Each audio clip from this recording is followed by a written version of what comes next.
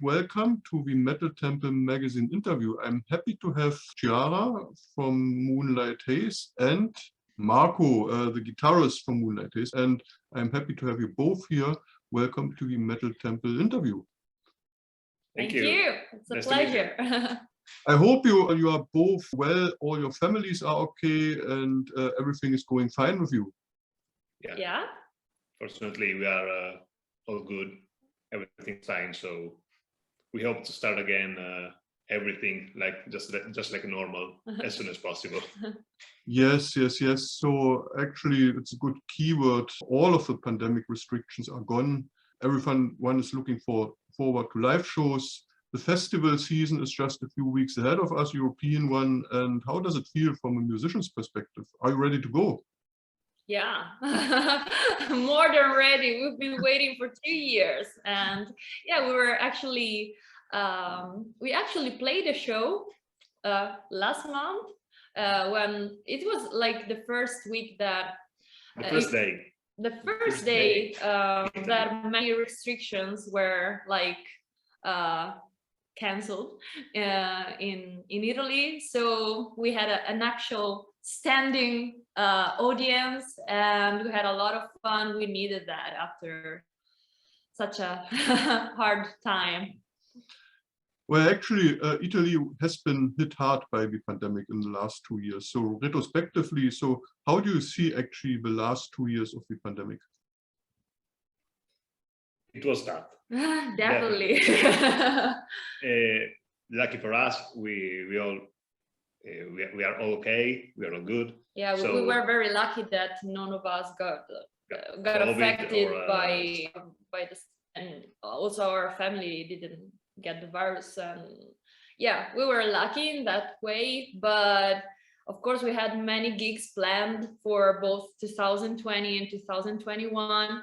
And also our second album, Lunaris, was released in June 2020.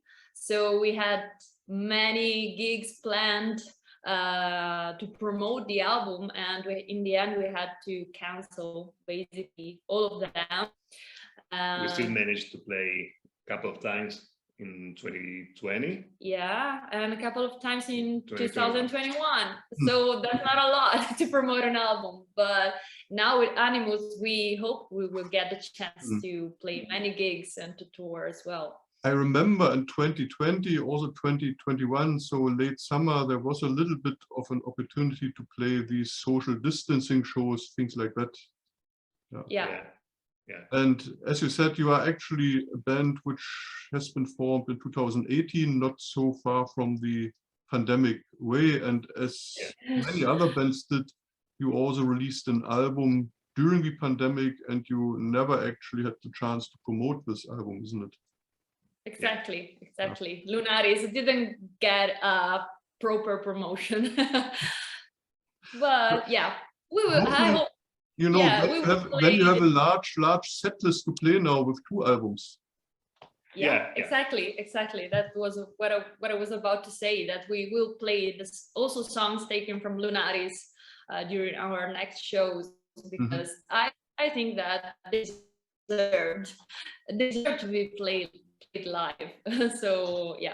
I remember the first time we played live, we had only songs from the Rerum Natura, our first record, and we were just, guys, we have only songs from this album. They are not so much. So we have more songs. Now that we came back on stage, it was just, okay, we have plenty of choice. Yeah. Okay, so we can make an actual set list and play. Yeah, with 3 albums is completely a different story. It brings me really to the first topic, that is about obviously Moonlight Haze. So we were founded in 2018, and you, Chiara, you together with Giulio, I think you both founded Moonlight Haze, and you were both in Temperance until 2017. So what was the idea behind this? Well, actually, as you said, Giulio and I had been playing together for many years, and after we both were out from our former project, he called me and he was like, I'd really like to play with you again, because we share a common taste in music, and we get along pretty well. So it was like, he called me and he asked me to create a new band. At first I was a bit like, okay, let's wait, let me think about it, because, you know, starting something from scratch can be very demanding. So I wasn't sure at first, so I was like, okay, just give me a couple of months and then I'll call you back and we'll talk about it. But like a couple of days after our call, he sent me an email, and the title of the email was Top Secret Songs. So he already wrote like 3 demo songs for Moonlight Haze. And I mean, once you receive a mail like that, you just open it and listen to all the material, and that's what I did. So I fell in love like after 3 seconds with the material he sent me, and I stayed awake all night to write the vocal lines, vocal melodies and the lyrics for those 3 songs that ended up being in our debut album. And the day after I called him and I was like, okay, now we need to find some super skilled musicians, because the material you wrote is pretty demanding to play. So that's why we thought about him, this guy on my right. And yeah, we also wanted to have like, as I said, skilled musicians, but also good people. I'm not talking about you, no, Marco, of course. Yeah, because I don't even know about the musicianship. I don't know. Good musicians, but not me. And good people. So yeah. Well, actually, Giulio immediately thought about Marco, and I came up with Alberto's and Alessandro's names, and they were all like, their answer was pretty much the same that I gave Giulio. At first, they were like, you know, we're very busy, we don't know. Then we sent them the songs because we were like, okay, it worked for me, it might work for them as well. And it did. So they fell in love with the music, apparently, and they were like, okay, we're in. And that's how we started. And we're very happy that we've released 3 albums with the same lineup.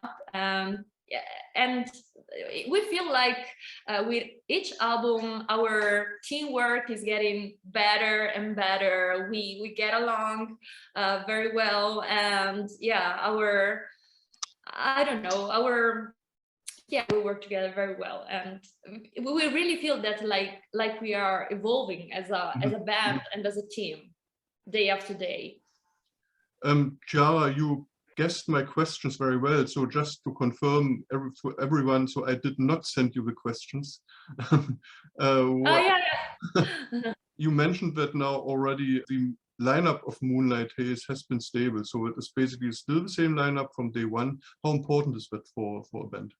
Well, so far it's been everything, because yeah, you know, with the first album, I mean, we already knew each other as musicians, and we knew each other, and we also got a chance to like share the stage with different bands, so we knew each other in person. But with the first album, everything was new. We were experimenting. We basically didn't know how the teamwork would have worked like. So everything was new. But already with the second album, everything was getting smoother and smoother. Like the workflow was easier day after day, and with the third album it was even better. And also now that we have recorded 3 albums, and we have to organize stuff like videos and photo stuff, and everything is, yeah, we really feel like we've evolved as a team. And yeah, needless to say, we are not only the same musicians from the first album, we are the same team. So everyone who's involved in the production, so the graphics, photos, videos, audio, the production is always mixing, mastering. We have the idea that if you find people whom you are fine working with, you have not to change them. You have to work together to grow up together. Yeah. And as you mentioned, you have been very active. So for a new band, so you have debuted, your full-length debut was Rerum Natura in 2019. And then we talked about a little bit already about Lunaris in 2020. And they both got very good critics. Some of them labeled that as Temperance 2.0. How happy are you with the albums? Oh, we wouldn't have published them if we weren't happy with them. I mean, we try to improve with each album. And yeah, an important thing that I want to say is that when we started this band, our main goal was to play music that we actually like, that makes us happy. So, and the goal has remained the same throughout our discography. So, yeah, we try to improve with each album because it wouldn't be, I mean, wouldn't make sense to just release an album just to release it, because you just want to like release new music on a schedule. Yeah, we are not working just for releasing music that we don't believe in.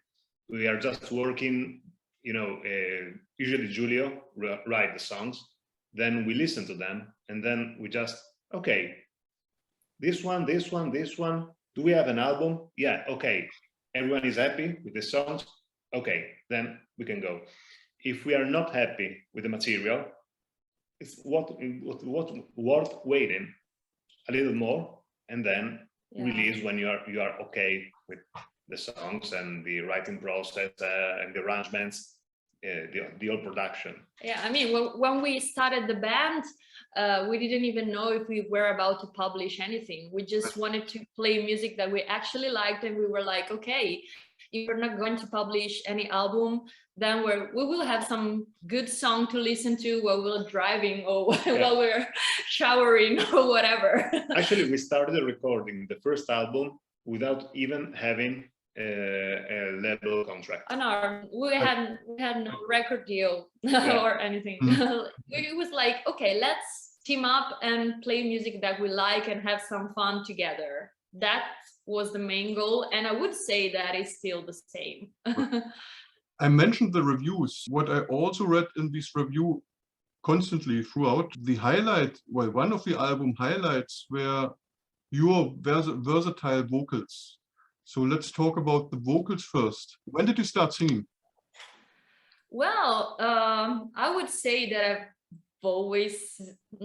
I've always liked singing.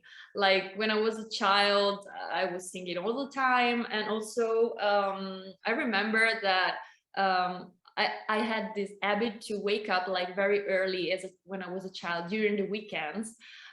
So I switched on the television, and here in Italy they were broadcasting operas on TV, and I completely fell in love with the opera world, with their powerful voices and with their beautiful stage clothes and everything. So I was very fascinated by that world. So yeah, I've always liked singing. But I first started taking piano lessons when I was 9. And that was because my grandfather plays the violin. So I wanted to play the piano to basically accompany him. So that's how my musical path started like. And then when I was 16, I finally decided to take operatic singing lessons, and I started from that. But at the same time, I discovered metal. And then I found out that there was a thing such as symphonic metal, which mixed classical music and metal music, and I was like, this is paradise. That's what I want to sing.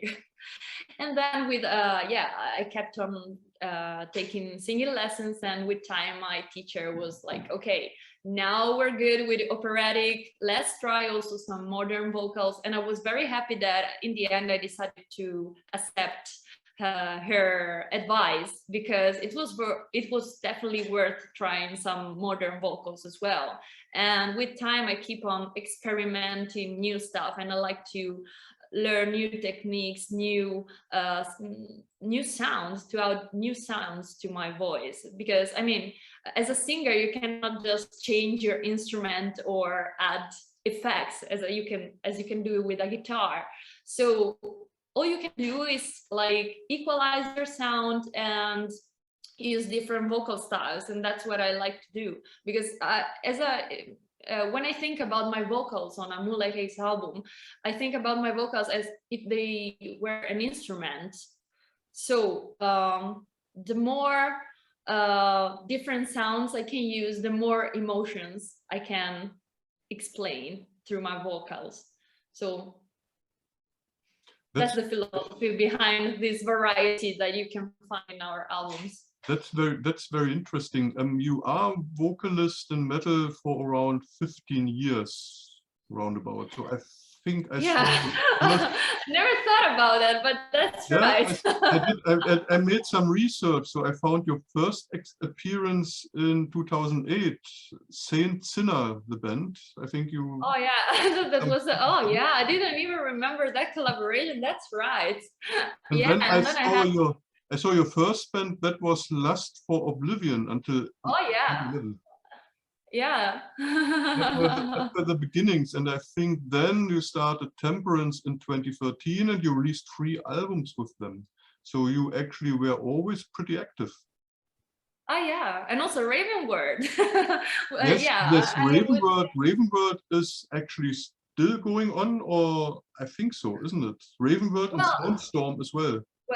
Well, actually, we're not active as a band. We were in like it was around 2015, right? No, 2013 or something, and we played live shows. And then for some reasons, the band leader, the keyboard player, decided to quit.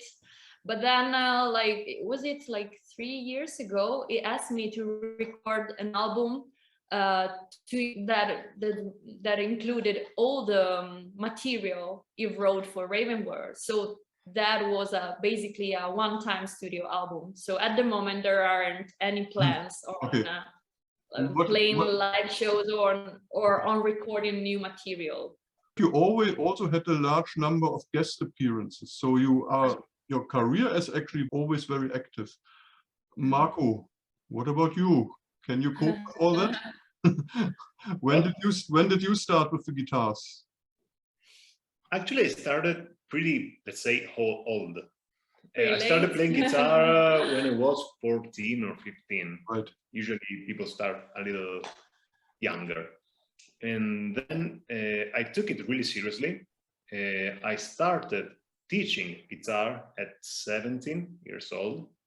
And then for about 14 years, I've been a guitar teacher full-time. Then I changed my job. That was my day job.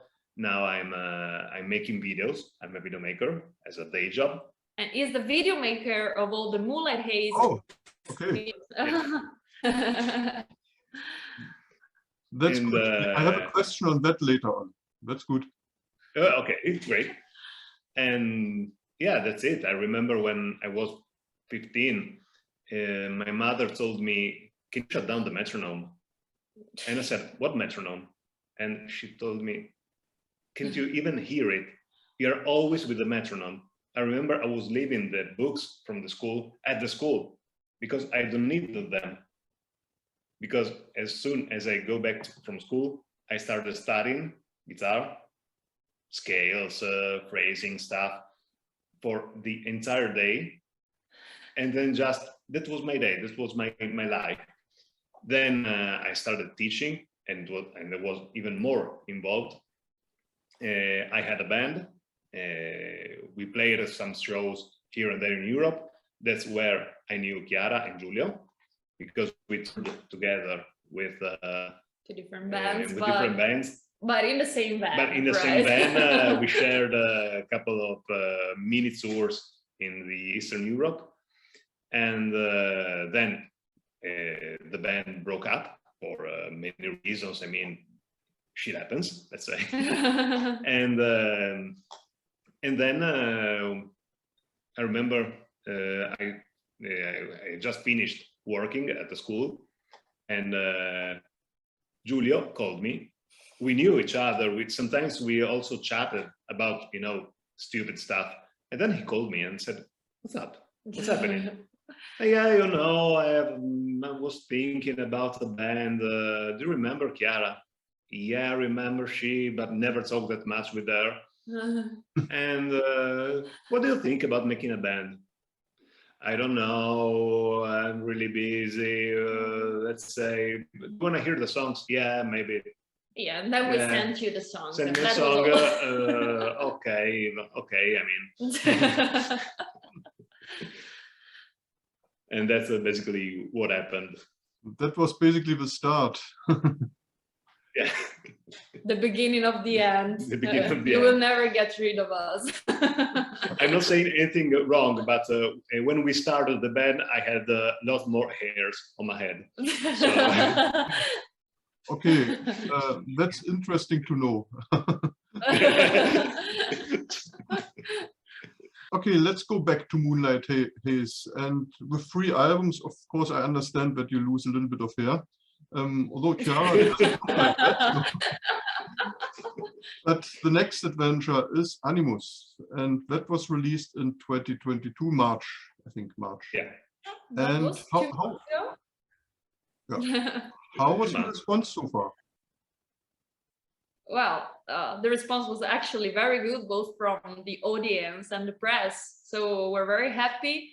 I mean, we were very happy about this new album since we first heard the very first notes out of it. While we were writing the album, we were like, "Oh, this stuff is very good. We like it. We like it. We like it." And we're very happy that the response has been so good. I mean, this good so far. So yeah, we really can't wait to bring our music worldwide, to play it worldwide. I'm really happy that almost everybody understood what's the meaning of the album. We didn't even have the we were not obliged. We were not forced to explain the meaning behind the album. Yeah, we didn't need to do that because many people got the message behind the album just listening to the music and reading the lyrics. So we were very happy that almost everyone got the message behind the album. We wrote it during pandemic, so we can say that the album itself has two different sides, like a darker side, because of course we were on lockdown. We wrote it basically during the lockdowns, and it was a time of big uncertainty, and nobody knew what was going to happen, and we had no idea when we would have been allowed to play again. But at the same time, we never lost our hope and our will to play together. And I can say that writing this album was pretty much therapeutic for us. It helped us coping with those dark times, and it also made us feel closer to each other. Even if we've been working almost all the time, like online, because we couldn't meet in person because of the restrictions or because of the lockdowns, but we felt like we were close to each other even if we couldn't meet in person. So it helped us coping with those dark times, definitely. You bring up a good point. How does the songwriting work at Moonlight Haze? Well, the songs usually start from an instrumental idea from Giulio. most of the songs. I mean, he always usually sends us some demos, like instrumental demos. He writes everything with his computer, and then we're like, okay, we can try to change this, and then I write the vocal melodies on the instrumental parts that he sends me. So I'm like, okay, maybe we can change the speed, we can change the key or whatever. And that's basically 80% of the songs are born like that. Some songs like are created starting from a melody that I usually come up with usually when I'm driving. Like I'm thinking about It's Insane, which was the second or third single taken from Animus. Second or third? Third. The third single. And yeah, it all started with me driving back from the grocery store. Doesn't sound epic, but actually I was driving back from the grocery store, and all of a sudden this melody came to my brain, and I started humming the melody. So I had to pull over, and I sent a voice message to Giulio, like humming this chorus, and I was like, I have a chorus for the next single, for the next album, so, and please like write the rest of the song out of it. Yeah, that's what happened basically, and that's why we also wanted to keep the humming in the beginning of the song, because the song basically was born like that, with me humming the song while I was in my car. So it might sound silly, but yeah, you don't know, you never know when inspiration arrives, you know. Exactly. So, everyone has a different concept, you know, and everyone has ideas at different places at different times. So, you know, I described Animus as a very energetic, dynamic album with catchy melodies and the right balance between metal elements and symphonic elements. And what I also noticed that, again, your vocals, they are also one of the highlights of the album, the versatility, and I think you have a huge vocal range and diversity, and you show it not only in that album, also in the other albums, and I've seen it in a few reviews. So how would you describe the sound of the album? Well, I mean, the description that you just read is pretty accurate. It's powerful, it's symphonic, it's power metal, it's melodic, it has folk elements at the same time, electro elements. Yeah. And it's you know, just straight up in your face. Yeah. It's not very conceptual as an album. It's just we hope. Yeah. COVID is over. Let's come back. Yeah. No. Let's get back on track. Don't even think about it. Go. Yeah. There's the overall message behind the album is definitely positive, and yeah, that was my impression too. So it was not overly technical, and so it was more a little bit straight, and it was direct. So, and I like that part of the album too. Coming to the lyrics, Chiara, you write the lyrics. So where did you get your inspirations from when you write the lyrics? How does this lyric writing work? Well, I would say that, yeah, as you probably noticed, most of my lyrics are pretty introspective, and as said, inspiration can arise when it wants to, you know. So the nighttime is usually pretty productive for me. That's also why I chose the name. We chose the name Moonlight Haze for the band. I came up with that name, and we were like, okay, it fits perfectly the mood of the band, because we mainly write and compose during the nighttime.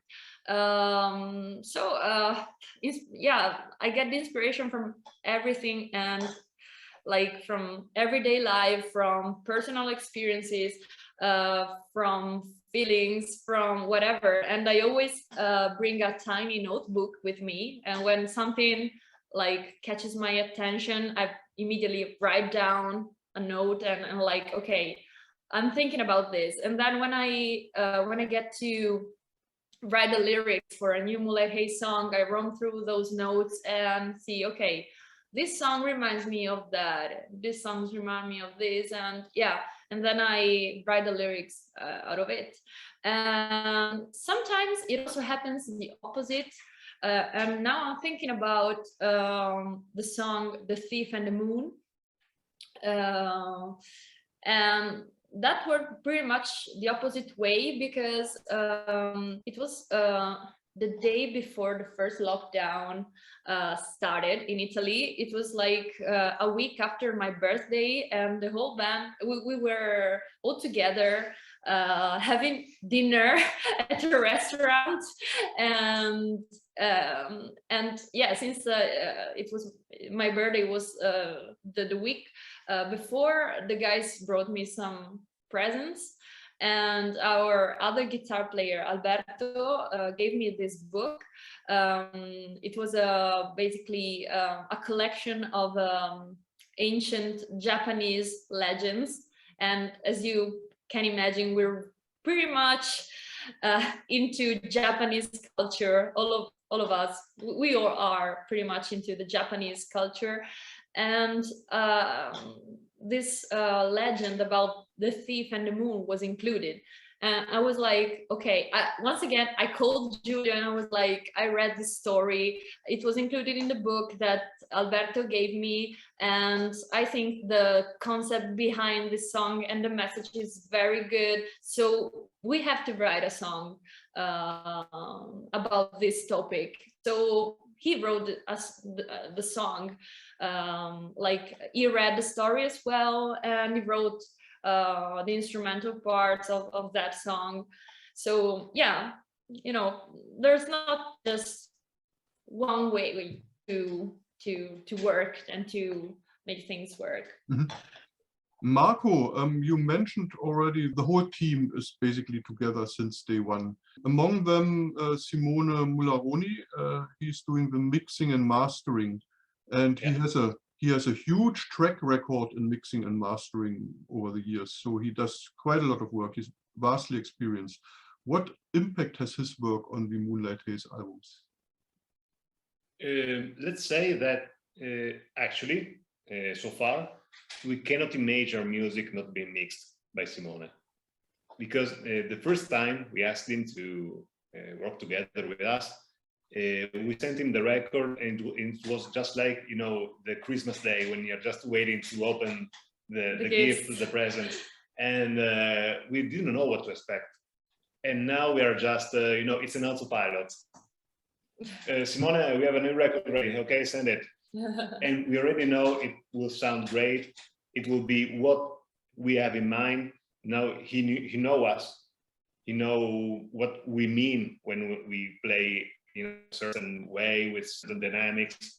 And every album is getting greater and greater. So we are really happy. Simone has always been a really professional guy, a great person, of course. And we had a lot of fun, and I think we managed to get the job done in the best way possible. My favorite songs are Insane, We Will Be Free, and Ritual of Fire. What are yours? I don't know. That's a tough question. For me, it's Insane.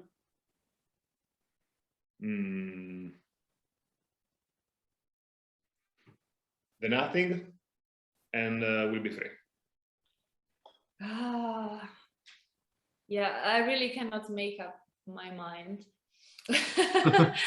That's a tough question, because, you know, when you like, there's so much of myself in the lyrics and in the songs that I really can't decide which one is my favorite. Chiara, I noticed that a few songs, and for example, Ritual of Fire is among them, have these classical power metal vibes, isn't it? Mm-hmm. Yeah, definitely. That's pretty much old school power metal, right? Are those among your favorites? I don't know. I like them all the same way, really. With this album, it was even, yeah, I mean, every time with... Cancel. I have one more favorite song, Horror and Thunder. Horror and Thunder, the final track of the song. Yeah. Because it's the first time you can hear the bassist in a metal band because he's singing. Yeah, right. The bass player, yeah, our bass player Alessandro sang the male vocal parts, on that song. Yes, I remember that. Yeah.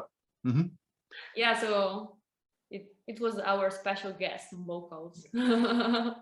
Okay, today's special guest is Marco, of course, and I was happy to hear that he's also doing the videos. You released, I think, Animus and It's Insane as videos, and both are basically a mix of storytelling and also band plays video.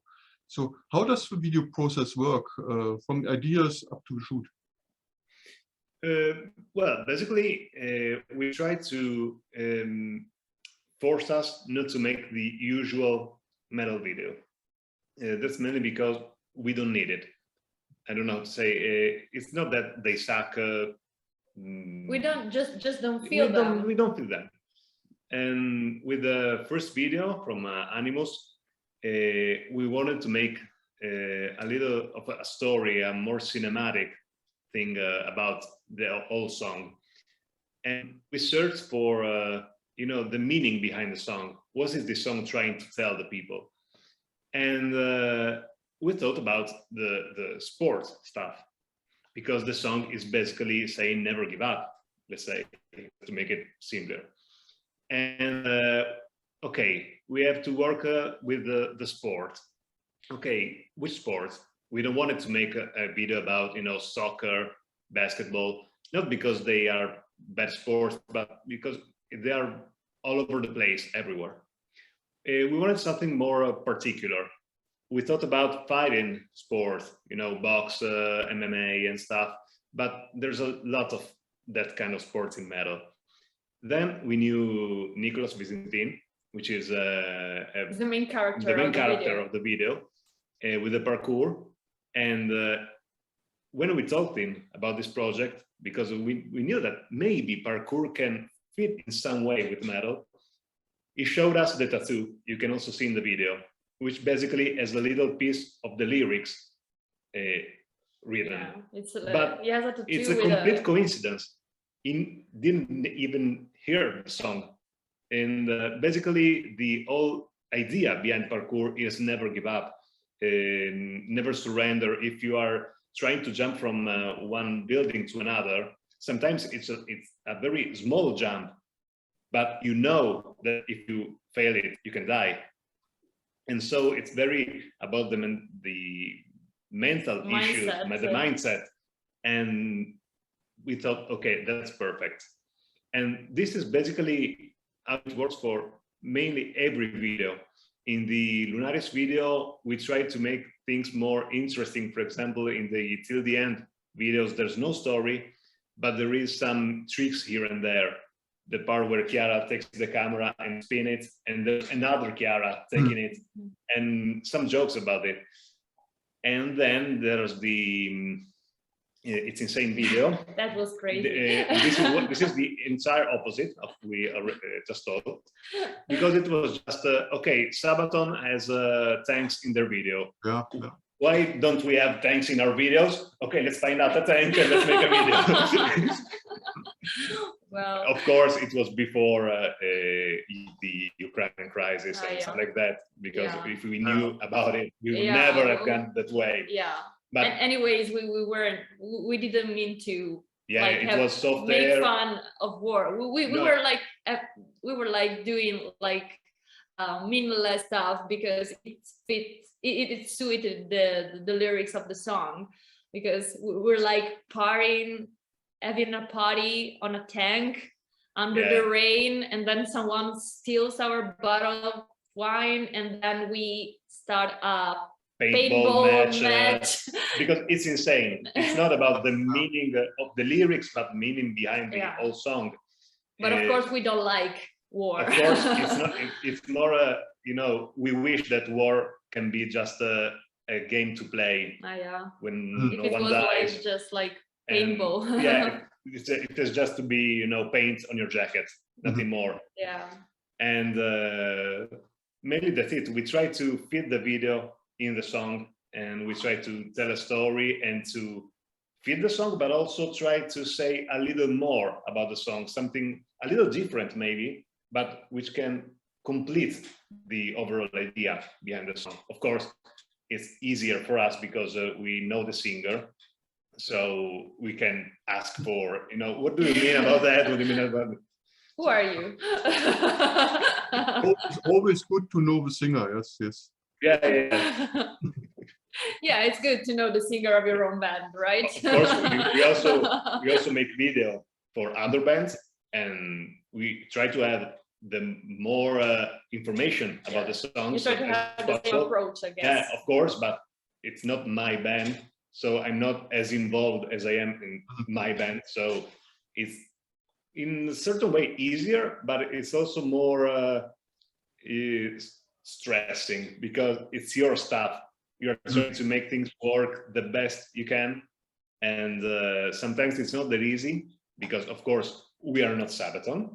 We don't have the budget to do that kind of stuff. So we need to arrange things together to make them work the best way we can possibly do. And then we will see. We are trying to make the best job we can. Me together with Beatrice De Mori, which is also the graphic designer and the photographer of the band.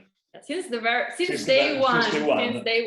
And also we can say that we usually have a lot of fun while shooting the videos. It's a lot of work, but then we have sushi and all the all the stress. We usually say that the band is just you know, we have a band just because we want to go out eating something. Yeah.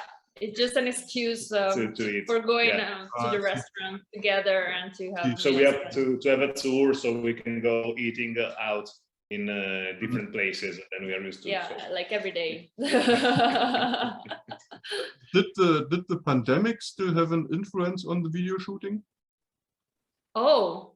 Yeah. Oh. Have you seen the video of Enigma? Yes. The song with Italian lyrics. Yeah, that was pretty tough because we wanted to release a video before summer 2021 because we had some gigs planned. So we were like, okay, we're going to play Lunaris. In the end, we managed to play only 2 live shows in last summer, but we wanted to release a new video before those summer festivals, and it was pretty tough because we had many different restrictions in the different regions in Italy had different rules. The same in Germany. Yeah, and also we don't live that close to each other. I mean, Marco and I live like 1 hour from each other, and also the 2 guitar players live 1 hour from where I live, but it's 2 hours from where he lives. And then Giulio lives in the northwestern part of Italy. We're currently living.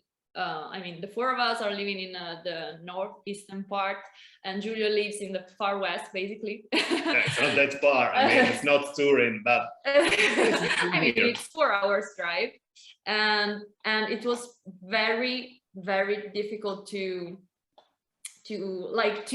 match all those different rules because we have different curfews. So it was crazy. I remember the strangest thing was that. For example, that was the craziest part of the pandemic in Italy, not because of the pandemic itself, but for the rules. And it has been a couple of weeks maybe with these rulings where they just told us you can go out wherever you want in the morning, but from 2 p.m. you have to go back home. Yeah, but it was only in our region. But just in Alessandro's region. Yeah. So we had to arrive there in the morning, and then once we were there, we cannot move. We couldn't move. Yeah, we had different curfews, different rules, different For restrictions. example, so Giulio shooted the video at his home, at his place, and sent us the file. And we tried to manage a little set. All the shootings of Chiara has been made in the streets of the city she was living in. It all reminds me on the German rules. They were also very different from region to region, and nobody actually knew what is the rule. Let's come to the next topic. I like talking about inspirations. Who and what inspires you in music? Who? Like, there are so many good musicians around the world that it's very hard to mention just a few, but in my case, I like everything from classical music to pop music to metal music, and I'm not only talking about symphonic metal. I also like some more extreme stuff. I like, and also I like Celtic music, folk music, and everything. And so and that's what. And also I think that every single member of the band has a different musical taste. We have some similarities in common. We share common like interest for metal, of course, but we have so many different influences. That's why we try to mix them all together in our songs. I don't know if in your case. I think that sometimes you can be inspired even by other forms of art. I think, and it's just my belief, that every form of art follows basically the same rules. For example, if you look at an image, you can find there's contrast, there's colors, there's a composition, there's geometry, but there's sometimes even things that you cannot explain. So it's just like a song in the end.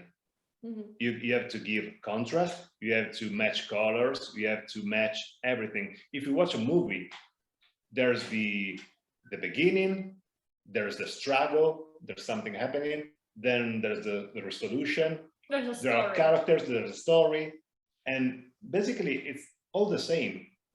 Of course, with the right things in the right places, but it's just the same. You can see a movie as a song as a movie, especially if there's a Dream Theater song, because it lasts like a movie. And you can just mix arts. You can watch a painting and just you can hear the painting, or you can see the song. I remember Giulio once mentioned that is very much inspired by colors and by painting sometimes. So I think it's pretty much the same for Giulio as well. Mm-hmm. Marco, do you have any favorite metal guitarists? Okay, actually, I'm not that huge of a fan. Mm-hmm. Usually, I don't get too much into something. Come on, there are a couple, I know that. Sabaton. Okay. I think that are the tanks. No, but for example, I used to be a huge metal guitarist fan, talking about Satriani, Vai, Malmsteen, the usual today old guys, because Satriani is more than 60 years old. That's not old. That's not very old. That's not very old, but I mean, I remember that Satriani is 35 years old in my mind. It's not old, but today is okay, it's getting older. Of course, I really like some new guitarists, not so new anymore. For example, Tosina Basi, and I can remember Lini, for example. They are great musicians, maybe even better than the old ones, because they can study more, they have more to work with. And the old guys invented all the things. Now they are, adjustments, just making adjustments. There's an evolution going on. But I think that you cannot be fan just of one or two, because one of the greatest things of nowadays in music is that you can hear many different solutions from around the world, and there are tons of great musicians. Today, even the never heard guy can become a huge star. For example, Max Ostro is I think, a Russian guitarist, very young, is an alien. I mean, it's absurd. I don't even knew a human can play like that on the guitar. And he came up with the internet thing. Then, of course, there are some videos of him playing live, and he is definitely a great musician, a great guitarist. And I think this is the beauty of nowadays. You can see people slapping an 8-string guitar. You can hear someone, playing a great rock and blues stuff. I think about Joe Bonamassa, for example. You can hear a guy trying to reinvent the guitar tones in pop. You can hear almost everything. You can hear really solid guitarists just as a rhythmic guitarist. They don't need to make solos because they can make the groove of a band. Or you can just see people trying to do really new stuff with the guitar. And I think this is maybe one of the greatest moments to be inspired and play guitar ever. Yeah. Top favorite vocalists? Oh, as I said, there are so many good musicians and singers around. Yeah, should I mention some? I would say, well, I don't know. It's very hard to come up with just a couple of names. Something that might surprise you is that I'm a huge fan of Lady Gaga. I think she's a great artist. She's a great singer. She's an amazing performer. She can dance, she can act, she writes beautiful music. So she's great. When I first saw her show at the Super Bowl, I was like, okay, how can someone be able to dance, sing, play the piano, and jump from a building like that? And I was like, okay, yeah, she's on another level. Like, she's not human. She cannot be human. There are, of course, many great vocalists in metal as well, in classical music, and it's very hard to mention just a few. Actually, I was not surprised. I was not surprised by your answer, because I hear that often from metal vocalists. So Lady Gaga is really a name which comes very often. Yeah, I think she has an inner rock or metal soul somehow. In fact, she played with Metallica. Yeah, that's right. That's right. That's right. Is there someone who would love to have as a guest vocalist on the next album? I don't know. But I can join the two questions together, the last one and this one, because in last year in Cremona we had the chance to have on stage with us Laura Macri and Mark Jansen. Yeah, and I was actually Laura Macri was in my mind at that moment. Yeah. And talking about great singers, Laura is out of this world. Having the show together with Epica, we asked Mark and Laura, and will you join us on stage for making the song of the first album, Time? Yeah, of course. That's great. I remember we were very happy to have them on stage, but we never played together with them. Yeah. I remember we didn't rehearse at all. Yeah, never rehearsed. And we were playing, and the time Laura starts singing, we were just, what the fuck? Yeah. Whoa. Yeah. That she's was amazing. that whoa moment. You just, okay, that's, I remember I was not hearing her from the PA. I was hearing her from her voice. She's so powerful. And she's not a huge girl. I mean, she's a small girl, really small. But the volume, the precision, the tuning, it was perfect. Yeah. And of course, also Mark, but Mark, what to expect. Yeah, you're expecting like harsh vocals. Yeah, and they're going to be powerful, but maybe they will be powerful because they're meant to be. But and Mark is also a bigger guy. Yeah. So, okay, Marco was really, they were just killed the song. Yeah, it was perfect without But with Laura, rehearsing it was it. just, man, okay, Yeah. that's a thing. Yeah. So, okay, then let's hope for Laura Macri for the next album, isn't it? Again, maybe we can ask her. We're good friends, so. Different topic. Let's switch topic. Let's get personal. Okay. I always have an either-or question, a few either-or questions. So, and I would like you both to elaborate on that. Let's start. Let's see if we can answer. Yes. I'm sure you can. Let's start. Car or bicycle? Car or bicycle? Car. I'm very bad at driving. Yeah. It's safer for her bike. Yeah. The world is a better place with her on the bike. It's a better place, but maybe you are not so creative on the bicycle with ideas because they come more on the car, isn't it? Yeah. If I wasn't driving my car, we wouldn't have It's Insane. You wouldn't have the song. Yeah, maybe that's true. Mm. Mm. So it's worth taking the risk.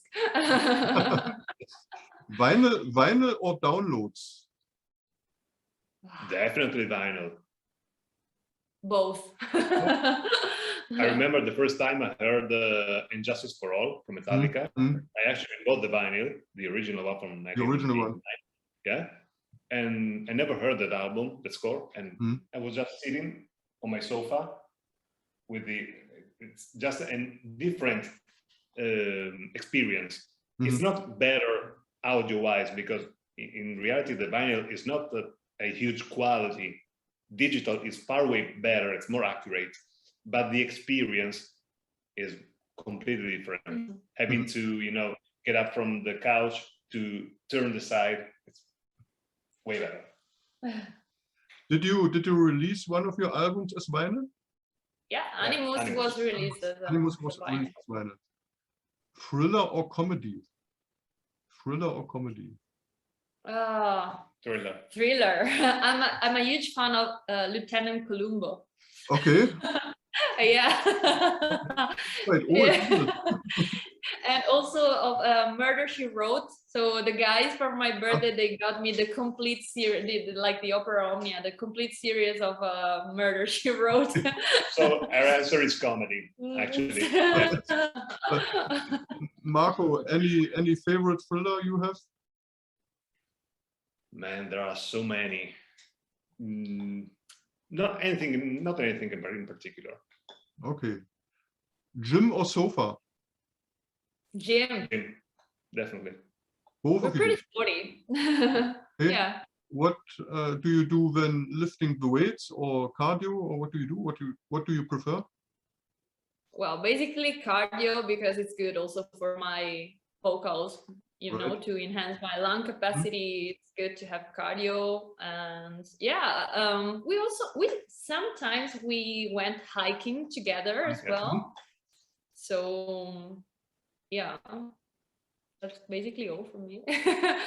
As for my personal interest, because I'm a spinning instructor, you like spinning? Never tried it. Never tried it, Marco? No, never.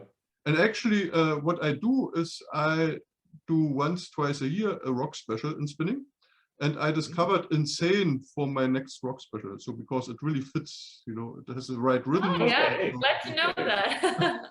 So next time I will play that. Theater or cinema? Theater. Theater for me. It depends on the movie, and it depends on the show at the theater. Really, just about that. Okay, Chiara, do you have any favorite theater play? Any favorite or? Well, I recently got the chance to see Six, which is a musical, and I totally loved it. Yeah, so musical, I would say that was one of my favorite things that I saw in a theater. It was a musical, actually. Yeah, okay. Very involving, I liked it. Food, cooking at home or restaurant? Cooking at home. Well, for my own safety and for the safety of everyone around me, I would say restaurant because I'm a very bad cook. Okay. I think the word safety now with you, Chiara, is I think with cars and with cooking. Okay. Yeah, but I can cook a killer risotto. Yeah, of course. The only thing that I can cook, and it's 100% like so you just put safe. 100% of her knowledge in cooking, in making risotto. So I'm a perfectionist, you know. Yeah. So one thing, but Marco, what is your favorite dish? What is your favorite meal you cook? Definitely pizza. Pizza. I'm just a typical Italian guy. Okay. Yeah. Okay. Drinks, red wine or white wine? I probably would think Italian's wine. Yeah, both. I would say both, but slightly. I slightly prefer white. The important thing is not to mix them. He's talking about rosé. That's important. But usually red wine tends to be a little more, you know, professional wine. Sophisticated. Right. Yeah. Right. Yeah, I also prefer the red wine, but yeah, I'm not so much into wine, but to be honest. Let's come to holidays. Sea or mountains? Mountains. Sea. In Italy, you have both, isn't it? Yeah. Yeah. Who said mountains? Me. What's your favorite holiday in mountains? Oh, I don't have a favorite mountain because I'm a pretty strange mountain visitor. Right. I like, I'm not good at it, but I like the idea of running in the mountain, making trails and stuff. Oh, okay. I'm not good by any means, but I really like to, you know, the sense of fatigue you feel when you're just climbing, but running up a mountain. And usually I don't care where I am. It's just trees, rocks and stuff. I like the feeling that it gives me. So I don't have a preferred mountain. Right. But I like the path, the trails, of course. Okay. Chiara, when you are at sea, are you then active? Do you do something, or are you just on the beach, or how is it? Oh, well, I like swimming very much. I would, if it was for me, I could spend hours in the water in general, being it the sea, a lake, a river, or whatever. I like bathing. And to do that, I don't care if it's freaking cold or I like the water. Right. Yeah, I'm pretty sure I have to blame that on the Little Mermaid or something. Yeah. I have two more. Dog or cat? Cats.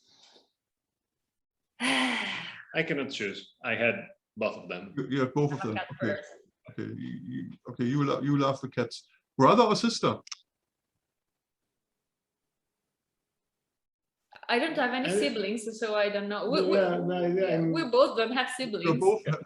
What would you, if you could choose? What would you have? What would you?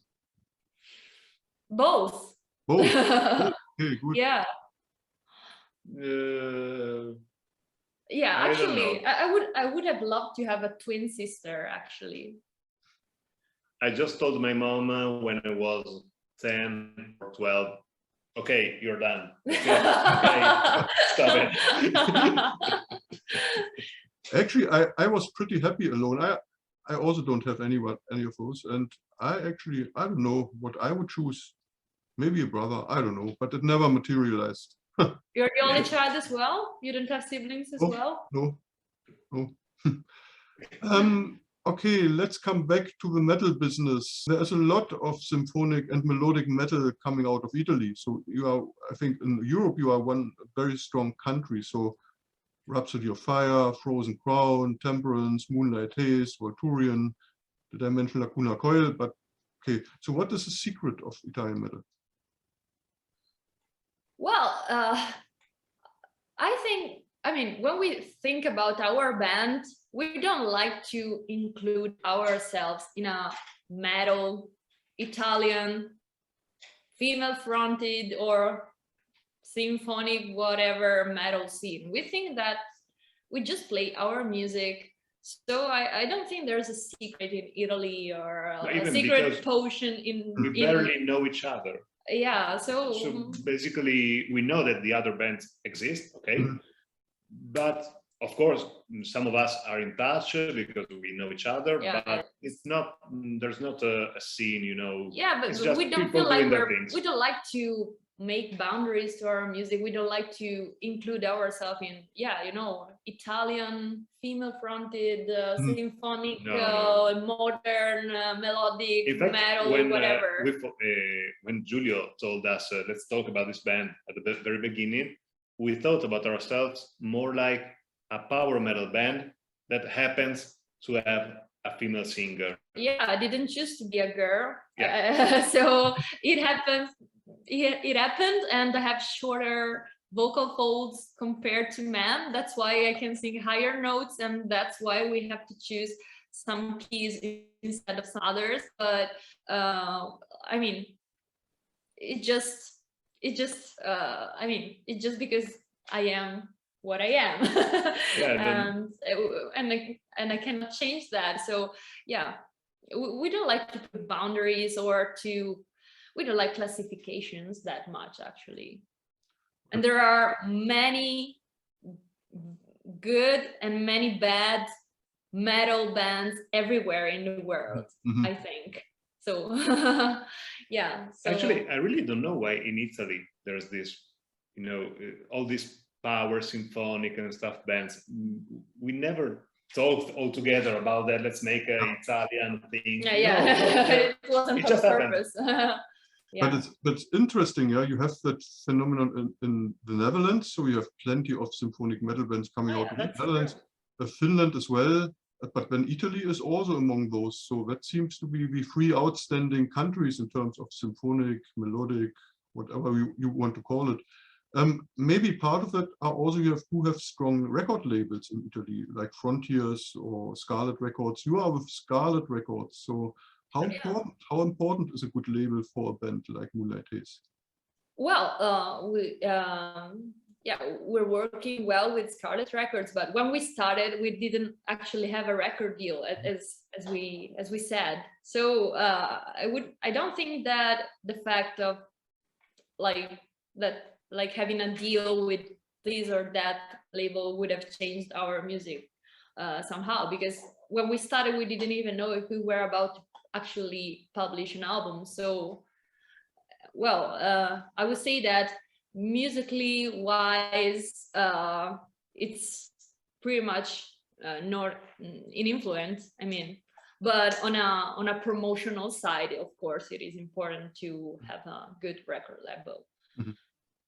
But it's not the only thing. I mean, of course, having a great label to work with is important, but you also need to have other people together with the label to work with for the promotion, for managing the band, for, you know, the more strategic side of things. Sometimes it can be the label, sometimes it can be the manager, a manager, or ourselves.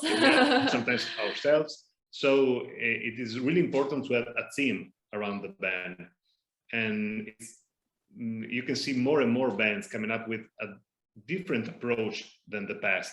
For example, if you're looking at some bands, they seems like they are companies which happen to have a label that just published the album, but they are, you know, just a company. I think about, for example, Sabaton. Yeah, okay. It's the third time that you talk about that during this interview. And of course, they communicate with the label, but you can see that they are done. Another band is Lord of the Lost. They are these 5 guys working together with other people, and then they are in touch with Napalm Records for them. And you can see that they are really organized, and they are more and more joining together with other people, making a team, And so the label side of the band is changing, for my perspective. It's not getting better or worse, it's just changing. Finally, what are the upcoming plans for Moonlight Haze? I guess tours, playing live. Yeah. We are trying really hard to find the more gigs we can, because this is what we miss, both professionally, music-wise, and both as persons. We need to play live. We formed the band in 2019, then in 2018, but then we released in 2019. Of course, we didn't have any context to make gigs at the very beginning. Then we worked on the second album, and then bam, pandemic. Now we need to play live. We want to play live as much as possible in the greatest situations we can find, and we really want to play these songs live, because we usually play them just to record them and at our home. It's not that music is not about playing in your own home. You know, it's also playing in front of an audience, and we always try to we always want our concerts to be not just like playing the songs live, but we try to make them like a complete experience for the audience. We want to involve the audience as much as we can. With the lights, with the stage setup, and whatever, with the set list, with the proper choose of the set list. So and the people around the live, let's say, production, because we are too small for talking about production, but we're trying to work also on the live situations with the same audio guy, with the same writer, with the same people around us, the same light guy, and we really like to also there form a team which is mainly from the same people that we hope will stay with us as long as they will able to, but we want to play live. That's it. We always try to involve the audience as much as we can. I mean, I really want the people to like breathe our music while we're on stage. I don't want them just to be there and listen to us. I want them to breathe our music, to feel the message, to get the message. We want to deliver a message, and I want them to feel something as we do on stage. I mean, I have so many feelings in my heart when I'm on stage, and I want the audience to get the same experience as well. And also to meet the people. We have a Facebook group where we chat with our, let's say, fans, but it's not fans, it's more like friends. And when we have the chance to meet them in person, okay, who you are, that name, okay, so we finally meet in person. And that's the good thing about playing, meeting people, sharing experiences, and we really miss it. Also as humans, because we won't do this if it wasn't our passion. Do you already have some confirmed plans for touring, some festival things? Well, actually we have there's much going on, but at the moment the only thing that we have announced is our next show, which is going to happen in June, the 30th of June. We're going to be special guests for Lacuna Coil in Milan. It's gonna the name of the festival is Rugby Sound Festival, so it's also free entry. It's in northern Italy, close to Milan, so everyone from Italy and Europe are very much welcome to join us on that day. It's gonna be huge. It's gonna be a lot of fun. We were really looking forward for that. And then we will see. I suggest you just stay tuned. That's like the usual stuff. Stay tuned, because and then we don't say anything. No. We're gonna announce something new pretty soon. Excellent. I'm almost through my questions. Is there anything, a last word, a final word you want to say to your fans? Well, thanks for the amazing support. Thanks for the great feedback on Animus. And as we said many times, we're really looking forward to meeting you all in person on the road. Yeah, definitely. We don't have anything to say because we want to say it in person, in the real world, not the digital world, which is fine, but it's not the real world. We want a stage, we want the sweat, we want the mud, we want the real live gig and to meet the people in person. Excellent. And I would love to thank you for that amazing interview. I really enjoyed it. Thank you very much. Thank you. Thank you. Likewise. And hope to meet you in person as well very soon.